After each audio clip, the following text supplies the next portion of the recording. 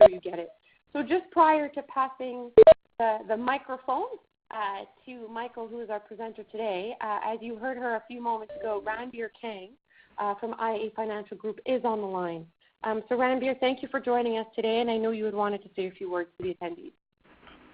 Thank you, Tara. I just wanted to welcome everybody to the session. I mean, IA is a proud partner with CCA on this e-learning series, and we've been partnered with many of our alumni partners in the Affinity program for almost 30 plus years now, so we definitely are proud to support everybody, and glad to be on board for 2018-2019, and we certainly wish you all the best in this session and those going forward.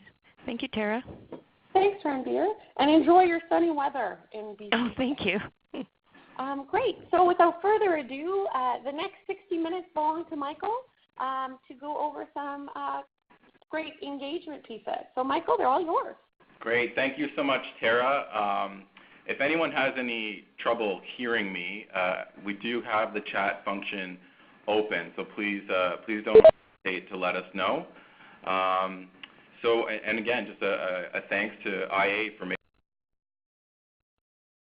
it to talk about the Student Engagement Officer program here at the University of Toronto.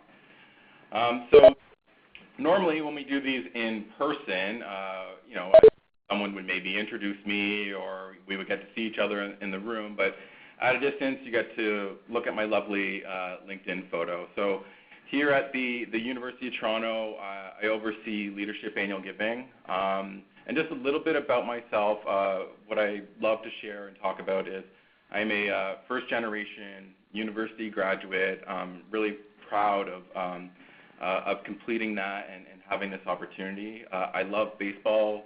The Toronto Blue Jays are my home team, and I love watching over about 100 games a year.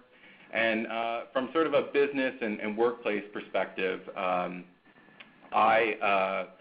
I love starting new projects. I'm sort of a project starter. I'm constantly going down a rabbit hole or out of left field, which at times just drives my team completely nuts. But I'd like to add that preface because when you learn a little bit more about our Student Engagement Officer program and what we're doing with this platform, you'll see just how crazy we are and sort of the level of crazy it took to implement this program.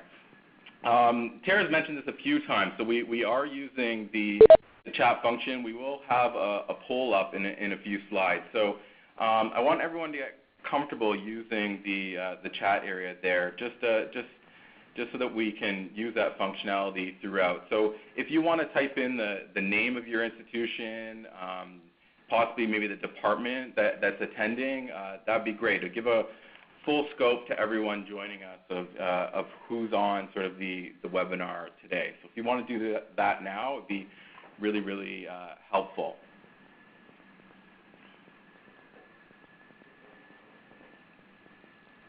College of the North Atlantic, awesome. Okay, UBC Annual Giving, oh, hi Suzanne. And Ryerson's here, awesome. Great, Suzanne, awesome. I know, we connect on so many things. This is really, really great. So we have basically the North Atlantic and UBC. It's like and Lethbridge, great. We have like a full, the full country is represented. So thank you so much for doing that. For the agenda today for the session, I'm going to do a lot about discovery calls, and I'm going to do a overview of our Student Engagement Officer program. I'm going to talk a bit about how we're using data and analytics to inform our work. I'm going to talk a lot about our onboarding and training program, a lot of lessons learned there, and how this is actually influencing other parts of our advancement team that maybe we didn't realize at the beginning of starting this initiative. And then I'm going to talk about some of our SEO program goals, metrics, and successes. And then we have a bit of time saved at the end for a Q&A. But again, everyone is using the Q&A function. If you can't hear me or you want me to clarify, you have a follow-up question, I have that open, so I'm happy to deal with that as it comes up, okay? So we're actually going to start off with a poll here, and the question is, how many discovery calls have you been on or helped to facilitate in the last year? So think about this for you and your team. If there's a few of you sitting around the computer, you can sort of pull your results. But 0, 1 to 20, 21 to 49, or 50 or more.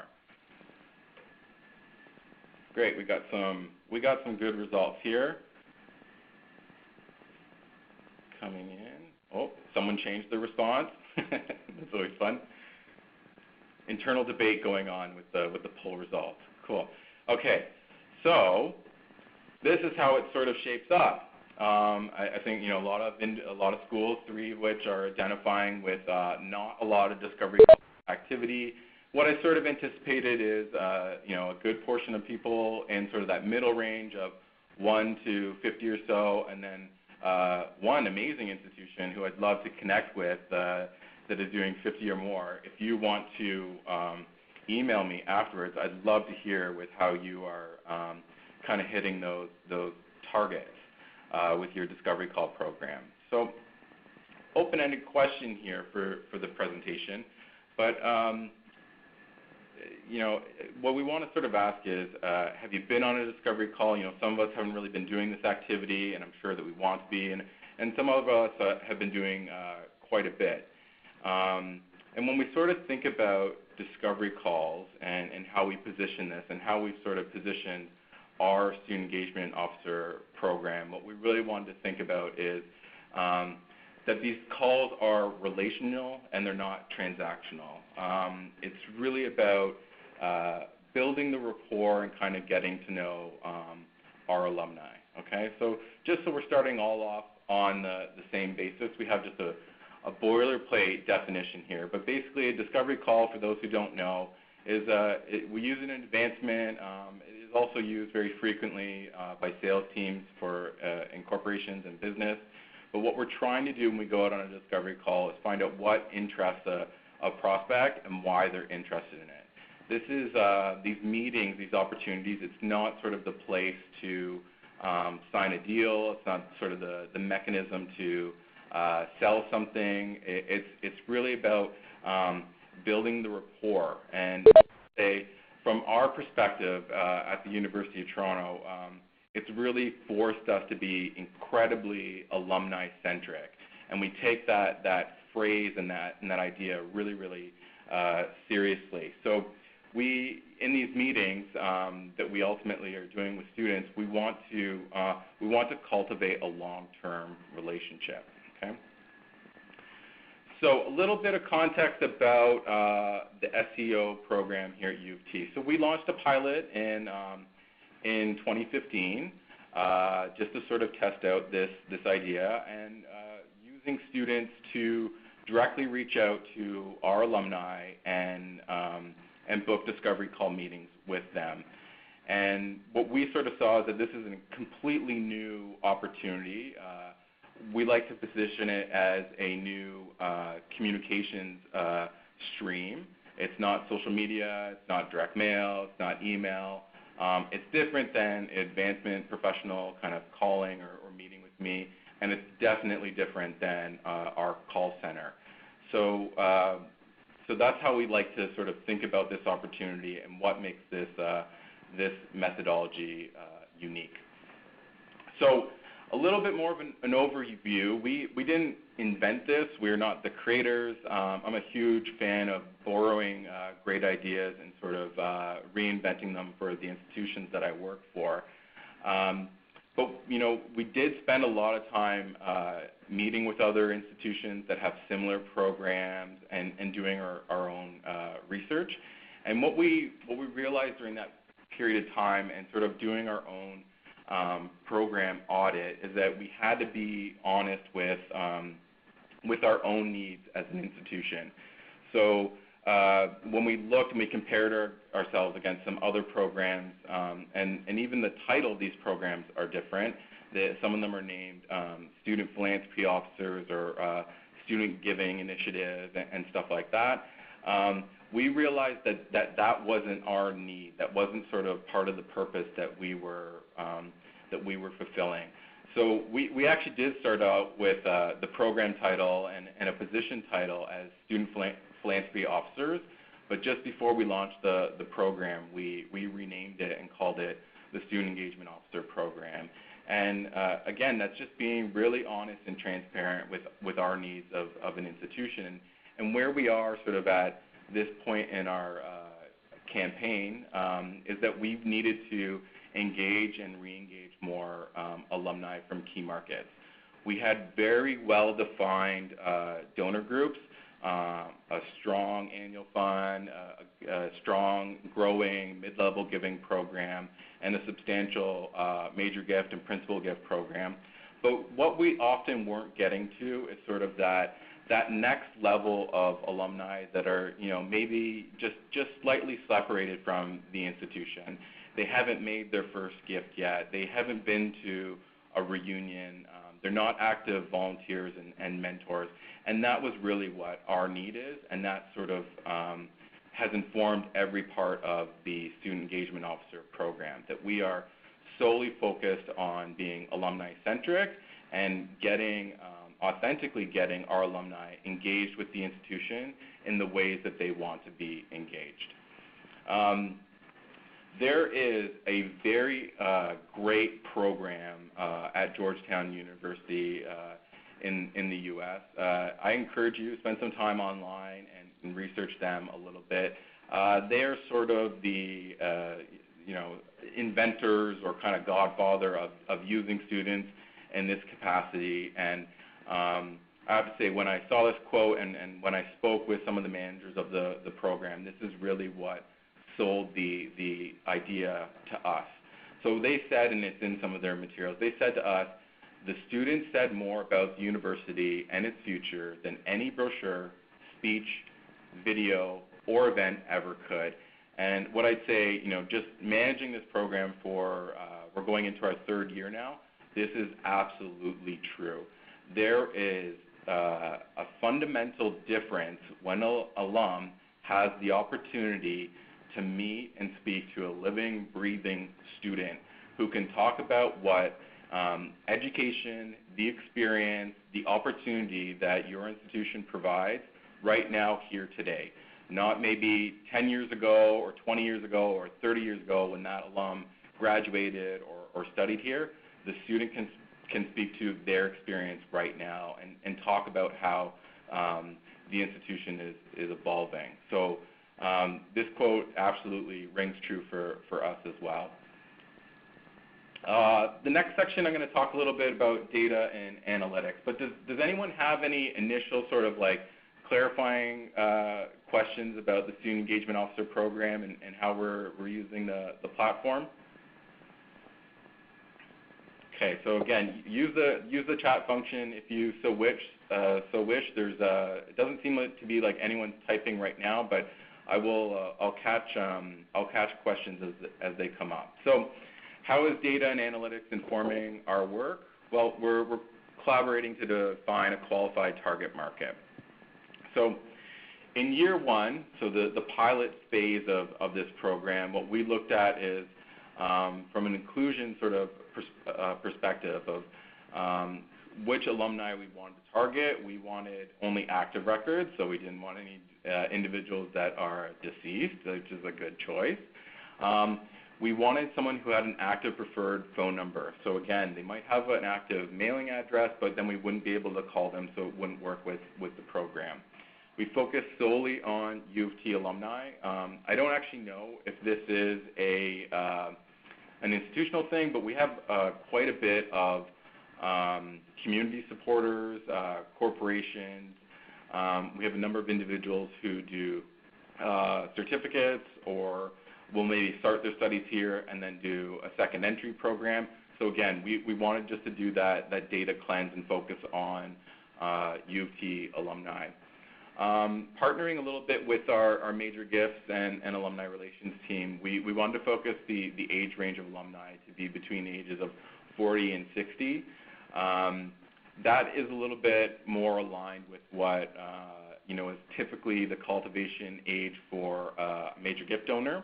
And we felt like that was really important, that if we could re-engage someone who is 40 and, in the next 10 years or 8 years, kind of have a better, stronger relationship with them and secure a major gift, that would be a great outcome from the program. We focused on alumni that live in the Greater Toronto area initially, and some of the exclusions that we applied were anyone that had contact restrictions, so people who didn't want to hear from us, particularly on the solicitation front. We also excluded them for sort of this type of program.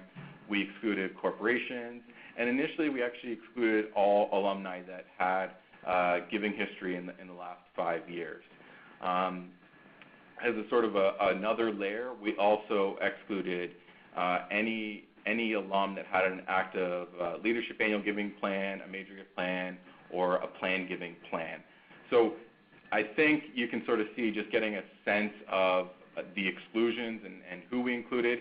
While it was broad, we were initially identifying really, really cold, distant alum that were not actively engaged or targeted or would be key individuals for any of our programming. We were going after really, really cold prospects, and that's sort of the way that we wanted to use this opportunity. So the initial data for that, so back in 2015, what we got from that request is over 52,000 alum were identified. So way too many people for us to contact with 4 students. And just some interesting data was that the average age was 49, and the estimated net worth was the average estimated net worth was over 1.5 million. I wanted to include the male to female ratio because while we didn't apply that as criteria on the onset of the program, we were having some behind the scenes conversations on should we skew this program to contact more female alumni compared to male alumni. And that was a bit of an institutional choice to hopefully identify more women to join our boards and qualify more mentors and volunteers. But as you can see, the data roughly came to the split that we wanted. We were thinking about doing a 60-40 split, and it basically came out that way anyways. But with it being 52,000 alumni, it was way too many people for us to contact. So we had to apply some additional criteria, and we went through the files and decided to remove all faculty and staff.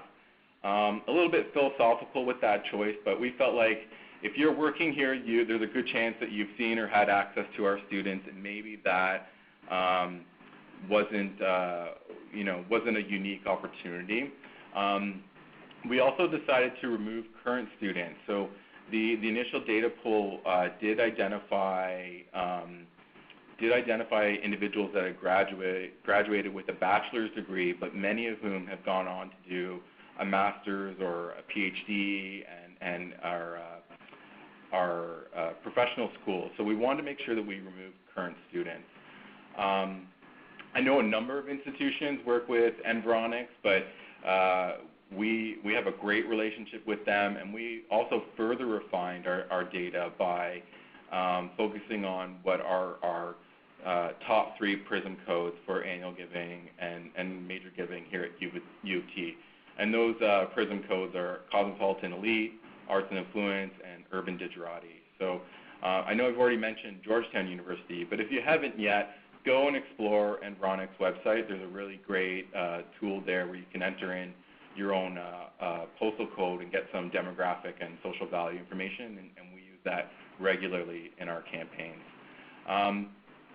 Initially, we were looking at alum that were in the Greater Toronto area, and we decided to focus on just Toronto. So instead of getting students to commute to Brampton from our downtown campus, which could be anywhere from a 30 to 2-hour drive, depending on traffic that day, we really tried to focus on individuals that we could meet with or speak with if we could jump on the subway.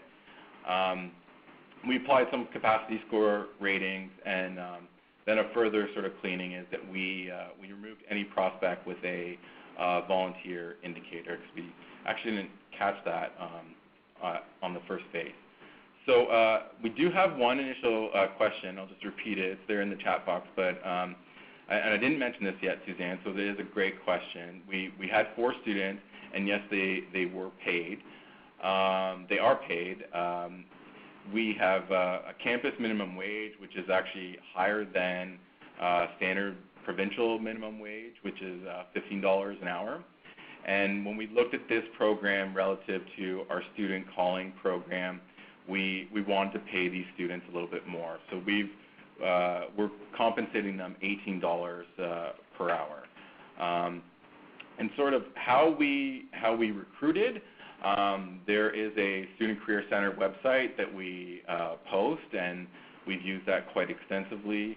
We also shared the job description in the call center to current student callers, and we also shared it with divisions to say, do you know any students? Is there someone that we should meet with and speak with that is a great ambassador for the university that would really like an opportunity like this? So that's how we sort of solved recruitment so far. The other thing that I would just say about the additional criteria, so again, our initial focus, we got about 52,000 individuals. When we added all these other layers, we got our list down to just more than 3,000 alums. So a little bit more of a manageable list that we could focus on. So a good point about collaboration and data is our program has evolved quite a bit. So in the second and third year, instead of just centrally kind of qualifying a pool of alumni to contact, we collaborate and partner a lot with our divisional colleagues. So for those that don't know, U of T we are a matrix organization, and we have centralized and decentralized advancement teams.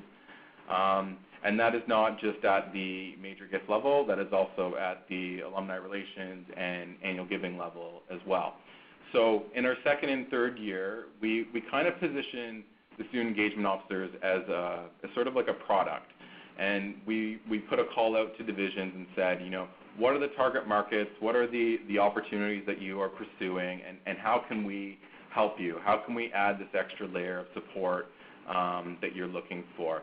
And just some quick examples, because there's quite a few, but there's a great one. We worked with our medical school that had a program focusing on MD alumni. We worked with engineering, and we focused on civil engineering. And we did a number of projects where they were focusing on upcoming honored years for our alumni reunion programming, and that's how we did initial qualifying program. I want to single out the civil engineers, and I could single out any of the projects that we've done, but the civil engineers, how this sort of worked is working with that advancement team and them saying, we want to work with our civil engineers. We would be able to pull that initial pool, and then we could then apply our criteria and our learnings from the first year of the program to really refine that list and get to a highly qualified list. From sort of a rollout or process or operational standpoint of the program, focusing on groups like civil engineers really informed the engagement opportunities. So when we partnered with the advancement team at Applied Science and Engineering, we knew exactly what engagement opportunities we wanted to ask our civil engineers to do. So we could be very specific about the mentorship programs, the volunteer opportunities, the events. We could do better training for the students themselves on the chairs or the department that they would be supporting. And then as sort of a final engagement layer, it really did provide a lot of scope to the philanthropic aspect. So for civil engineering specifically, there is a small campaign going on right now to revitalize our survey camp. So we got to train the students on that, and they could talk to civil engineering alum about that opportunity. So it really provided a lot of scale and scope to the program, and has been incredibly beneficial, and we've really seen everything grow leaps and bounds. So I think that slides like this, when we talk about data and analytics, often get left out of presentations. But I wanted to pose a question about what do we really know about our data? Particularly with a program like this, and I think our phone rooms and some of our direct mail programs, we are using information that at times can be 20 or 30 years old. I think all of us have seen those records where the individual who graduated 25 years ago still lives apparently at their parents' house. The email on the file is still their undergraduate email address. And we're really not too sure about the authenticity of that information. So throughout this program, we really partnered with our prospect records team, and I have to say that we're having a lot of success still working with this group. In real time, being able to say, oh, this phone number doesn't work or this email address doesn't work, and send it to a team that can flag that can update that information, but also has some added tools that they can use to try and find updated information is really helping the students quite a bit. Not necessarily a point of contention, but one thing that I'd like all of us to think about is how can we move beyond using estimated wealth as a screener for our list. In my opinion, this is a major gift vice. We don't know really how authentic some of that information can be, particularly when we're using someone's address that they lived at 25 years ago. And a lot of our wealth information that's available to us is based on neighborhood data and postal code information. So when you're kind of setting this up, either for your students or for yourself, try and move away from estimated wealth. We did use that, but I've actually found prioritizing and using valid email address or phone number much better in terms of getting a qualified list to our students.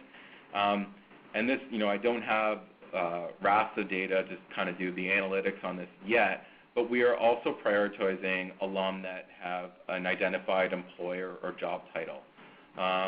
And also if they have a linked spouse information in our database.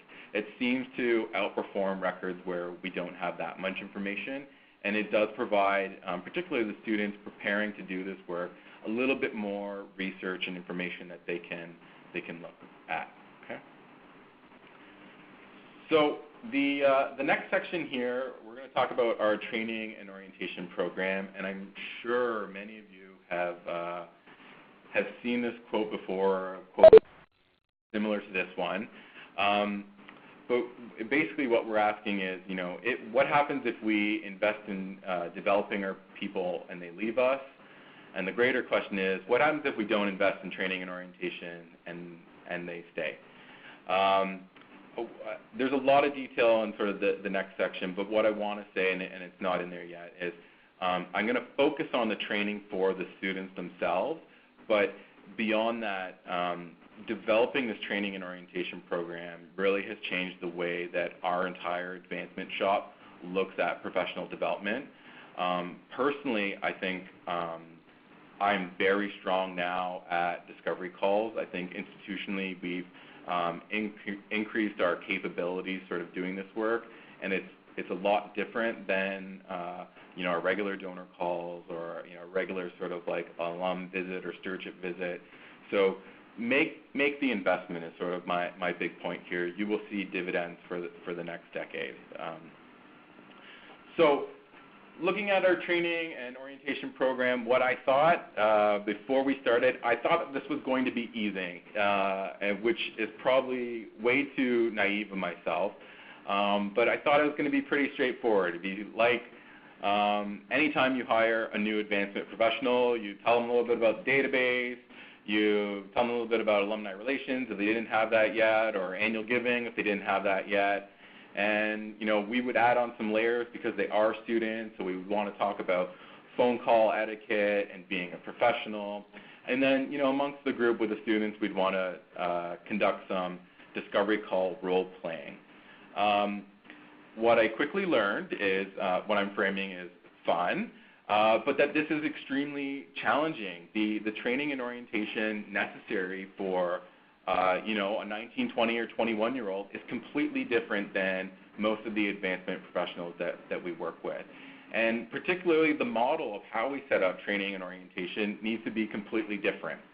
So think of the last job that you started at, and you probably did orientation meetings or you did database training, hopefully within the first month or so of starting, right? All of the training, all that stuff is completely front-loaded. Well, with students, we need to play with that model because it doesn't actually work with their studies. It doesn't work with their academic experience. The other piece is that what someone needs in week 1 might be completely different than what they need in week 12. So we learned this from talking to York University, but if you're thinking about setting something else like this up, you need to make a really long-term commitment to professional development. And talking to a lot of other institutions about our program, what I would say is the framework of us working with students really isn't that much different than the way that you're working with your alumni boards, or some of you working with your faculty or your development committee, where you're asking for their help and their assistance, kind of going out and speaking to and meeting with and contacting their classmates or their friends. So very similar model, and I think that reflecting on my experience kind of managing those programs as well, we often forgot about the professional development component and that it really needs to be ongoing, that it needs to be something that is on sort of our check-ins regularly with our volunteers and our faculty members. Just because we're working with a dean or chair a year ago and talked to them about what a discovery call is or what a stewardship visit is, doesn't mean that today, 12 or 24 months later, that they still remember everything that we were talking about. And as advancement professionals, we often love sort of following into our own short forms and definitions. So, they wouldn't necessarily know what a briefing note is or a call report. So again, your PD programming, your onboarding, your training, the way that you orient individuals needs to be something that is sort of ongoing. One huge component for our success, and I love to celebrate this, is our team structure. And all the success, I think, we've seen a lot of benefits from this program, but all the success is really attributed to the students and the work that they do. They're the ones that are on the ground, making all those phone calls, sending all those follow-up emails, and ultimately meeting with our alum. And how you sort of support them, how collaborative you are, is really, really important. So we take the team structure very seriously here, and we want to set a great overall culture and structure for our environment. So this is just a quote from Peter Drucker. I'm sure many people in management education would have come across him, but a great quote where he says, "Culture eats strategy for breakfast." And this rings true with what we've done with our Student Engagement Officer program. So we do not talk to our students as if they're students. We speak to them as if they're colleagues. We are very transparent and honest about goals, opportunity, strategy, and that we own it as a team. And that has really become part of the culture. Sharing and learning from one another is part of our culture, and it's a very tight-knit team. Part of this was definitely by design, and part of this also, I'll be completely honest, was out of necessity. This program is maybe about 20% of my job description or my portfolio. I couldn't be available every day out of the week and all the hours in the day to meet and speak and triage every question from our students. So we really internally needed to build up the capacity of the team to sort of work with one another and answer questions on the fly. Okay, so we got a question that came in. Were the students chosen for SEO positions, previous or current call center staff? Do you think an early SEO pilot program could start by using student callers? Okay, so in our first year, only 1 out of the 4 students was a former student caller, and actually a supervisor of the room as well. She was doing a master's at that point in her career. I do think that it can be a evolution of your call center, absolutely, and I think that a lot of these students have already that appetite and aptitude for the information. The one thing that I would want to stress is discovery calls are quite different than making a phone call, and being very authentic about that process and making sure that you have the training to kind of cover those gaps and get everyone up to speed is important. The second thing is not all call centers, but I'd say ours, predominantly probably 80 or 90% of their work is annual giving. And the students are amazing and they're fantastic and they do that work just brilliantly, but they often don't have access to alumni relations. They often don't have access to volunteering and mentorship. And for our program, it was really important when we talk about engagement that it wasn't just about annual giving, that it was about the full spectrum. That also that we got that buy-in from our senior leadership team that they didn't need a financial return today. It's about building our future capabilities. So we did use call center staff, and I think that that's a great way to get started, but maybe just focus in on the training and sort of the insight that you can provide, because it is a bit different, particularly how you manage meetings. Our call centers can be very scripted, and when you go on a discovery call, you might ask your initial question, and that's it. The agenda's out the door, and you need to be trained to be responsive, and the discovery call is going in a completely different direction than what you initially anticipated. So I think that it's an awesome spot to start in, and that you can definitely grow it with your internal resources and training. A little bit more here on our onboarding and training. So how we start our year is we do a week-long boot camp. It is a 40-hour work week for our students. We cover admin and HR. We do database training. We do modular training on annual giving, alumni relations. We do a session on prospect research. We do a discovery call workshop that is conducted by a number of individuals. We bring in partners across the university, but some major gift officers help us conduct this, some lag officers help us conduct this, and it's mainly, bringing in different perspectives and different sort of styles and getting the students exposed to that as quickly as possible. So within 5 days, so from the Monday to the Friday, on the Friday, we send all of the student engagement officers out on discovery call meetings with some of our staff. And what I'd have to say is if I had to do this, I would be scared straight and I wouldn't want to do it.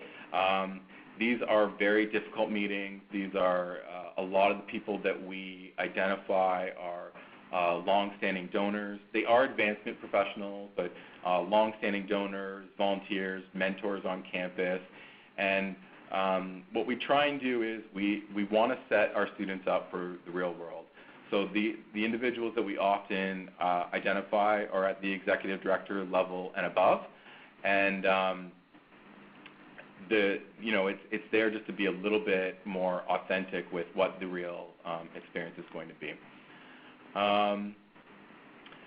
A little bit of the structure that we provide, this often comes up, but we do provide a clear structure for the students so that they know exactly how to operate within that.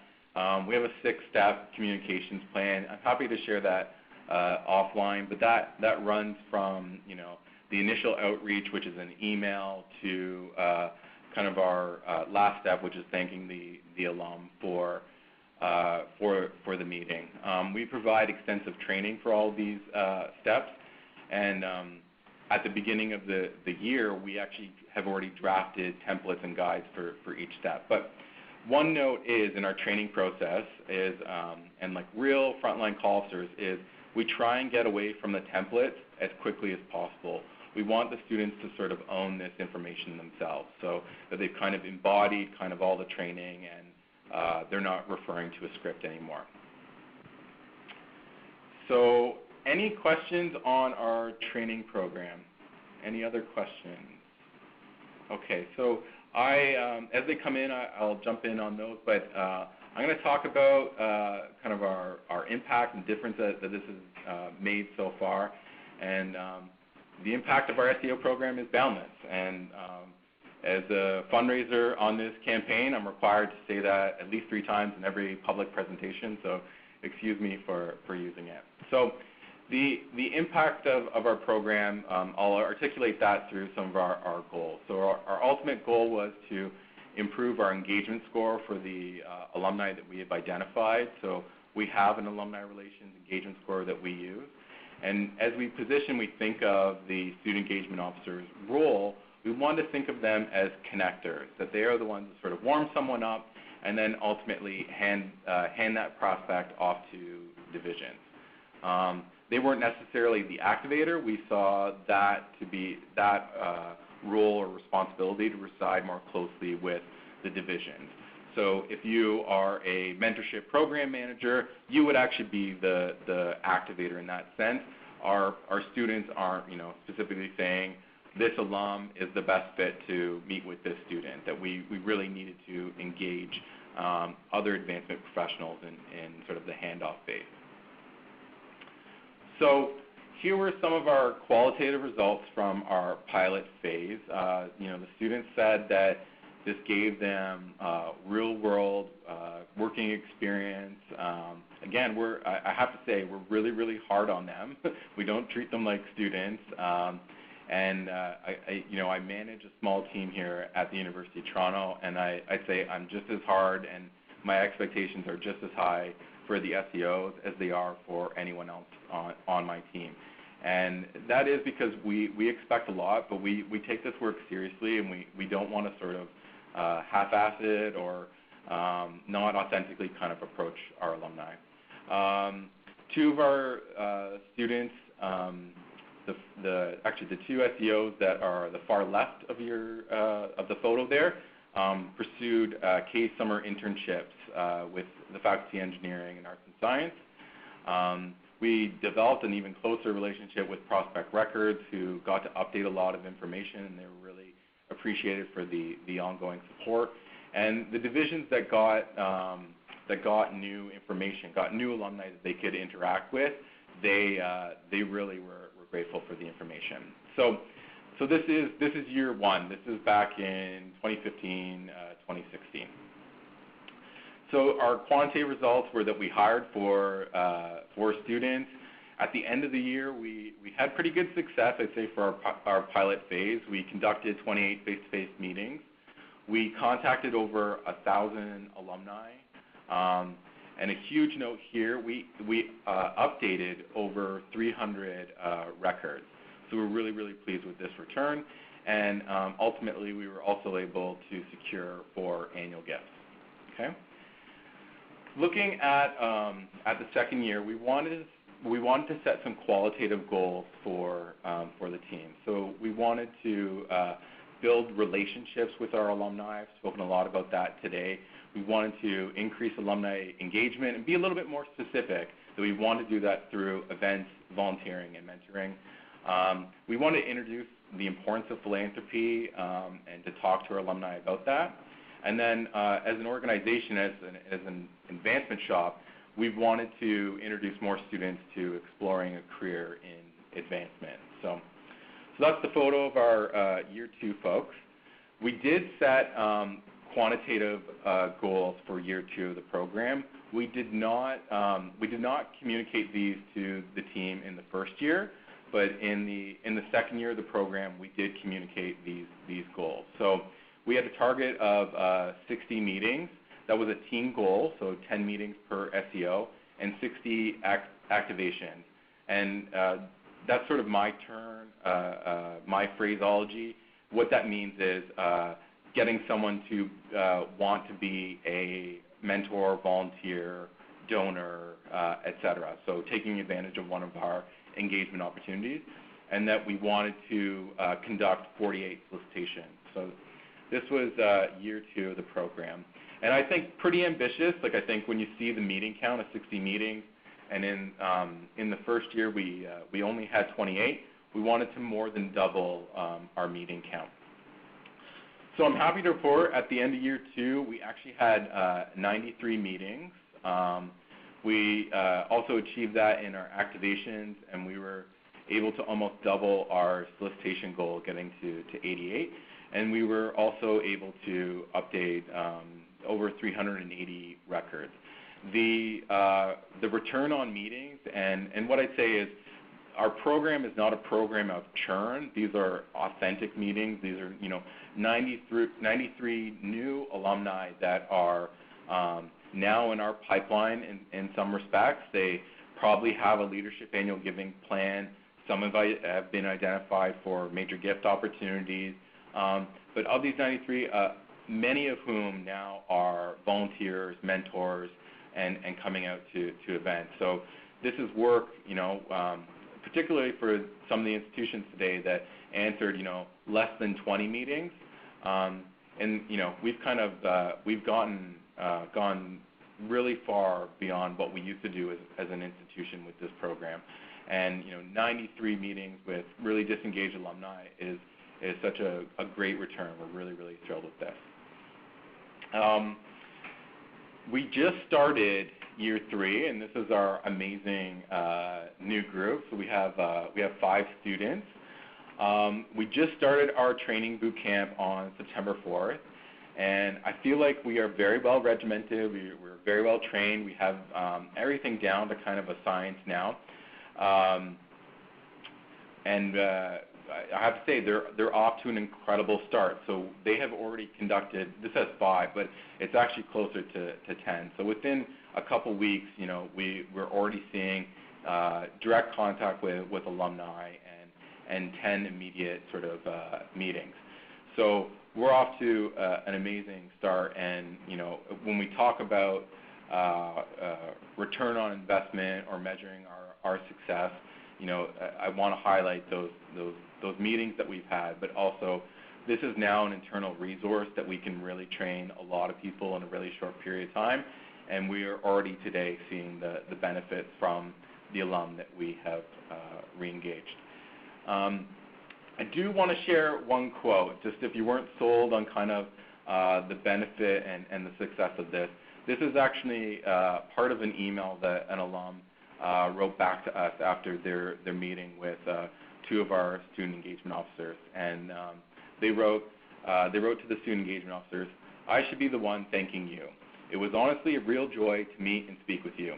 I was expecting a fairly simple kind of meeting, and what I got was an engaging and meaningful opportunity to connect across the years to people who are passionate about a school that meant a great deal to me. I hope it was useful to you as well, and I welcome any future contact from you or your colleagues at U of T." So that's the sales pitch. I think directly in their own words that they actually used engaging, they said meaningful, meant that we were true to sort of our core and our strategy there, and I hope that as you reflect on the way that you possibly want to start working with or increase your work with students or your work with your volunteer boards and faculty to think about this and think about the benefits of this model. It has been an incredible success here and something that we really hope to increase from year to year. So I see that I have at least one question, but if anyone has any questions, I'm happy to answer them now. We have a few minutes. So the 88 solicitations made by SEOs or by the division groups once passed on. No, those 88 were by the SEO. So we have a requirement in sort of the way that we set up our agendas for the alumni meetings that they talk to each alum about their philanthropic interests, and that the student is required to ask the alum, if they aren't donor, which they know based on our database, if they've ever thought about making a gift to U of T, and they also ask about do they support any other charities. So those 88 are by the SEOs. The larger group of the 93 and and some from the previous year. Those are also then further solicited by the divisions. Okay. Questions. More coming in, which is awesome. How do you recruit the students? Okay, so we do have a Student Career Center site. Put a posting up there. We share this in the call center, but we also share the job listing with all of our colleagues in the various advancement shops where they may have already identified students. How do you manage any security concerns with students visiting alumni in their homes or in public places? Okay, great question. So all of our visits, all of our discovery calls, the students go in pairs. So they never go by themselves, and that's a requirement. We do not also conduct any meetings in someone's home. They're always in a public place. And actually, I know that this is impossible for every institution. We try and really have as many of them as we can on campus. And we found the meetings that we're able to conduct on campus offer more for the student to talk about, but also sort of jog the alum's memory of like, oh, when I was here, that building wasn't there, or this happened and that was great. So it was it adds a little bit more. So yeah, always a public place, and that's how we were able to get across safety concerns. We have a team shared calendar where we document everything. So as managers, we always know where our students are and who they're with, and we're very diligent about that. What methods do you use to update alumni data to get current information prior to your outreach? So that's a very long question and answer. We do have a prospect records team that has a number of tools. I don't know the specifics of all of them, but we do work with a team that's sort of hired to do that. We also have a longer-term contactability project that's going on that is regularly updating data. Some of the tactics are as simple as using NCOA with the backseat from mailing, and other more advanced practices would be, for example, the medicine project, using there's a public database of all doctors across the country and confirming that what is their new practice phone number. So we do use some public sources as well.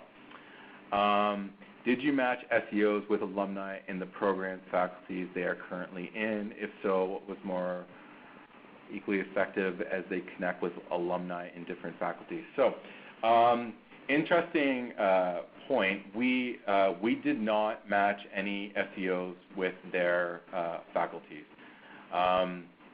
The projects that we did in year 2, so the faculty medicine, faculty nursing, engineering, faculty of law, all of which are professional programs, someone who was going to be a doctor really didn't have the time to kind of take on and be an SEO.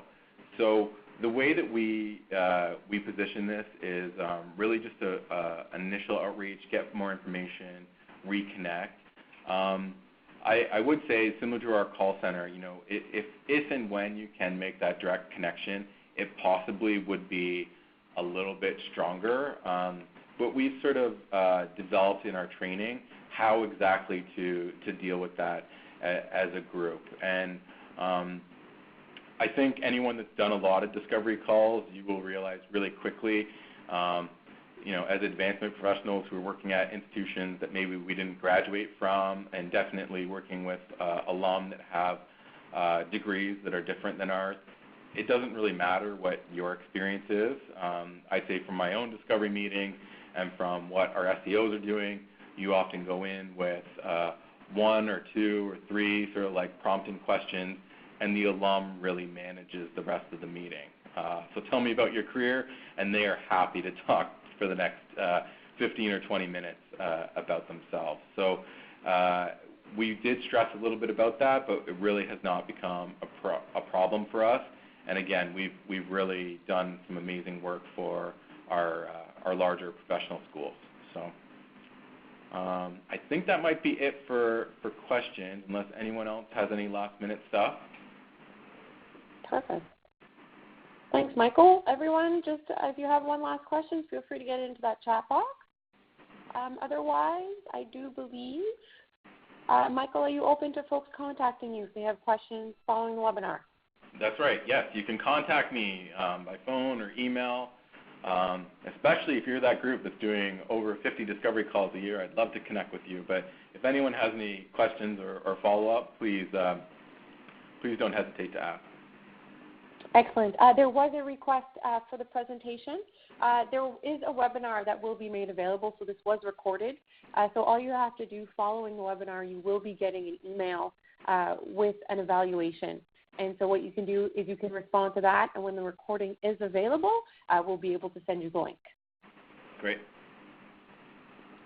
Excellent. So barring no final questions, then I think we might be all set. Excellent. Well, I'd like to thank everybody for joining us. Michael, thank you for sharing that wisdom with us. Lots of great learnings there. Ranbir as well, thank you for being with us. I wish you all a very lovely end of your day, and thank you for taking part in the CCAE October webinar. Take care, everyone.